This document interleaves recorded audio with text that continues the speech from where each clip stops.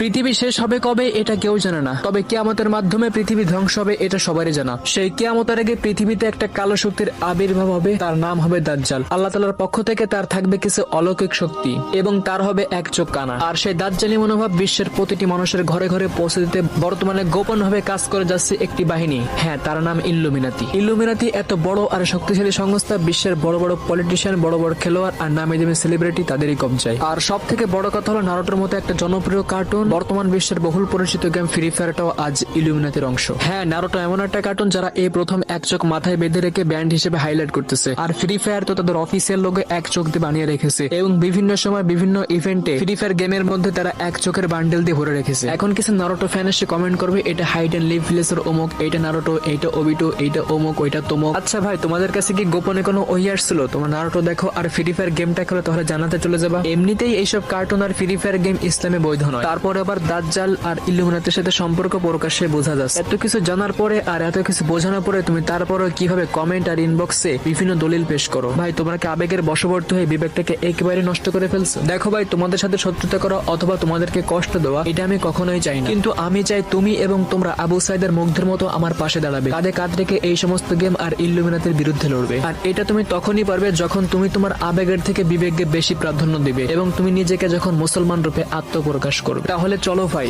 Illuminati ধ্বংস করতে এখন থেকে ইমাম মাহদী আর্মি হওয়ার প্রস্তুতি গ্রহণ করি।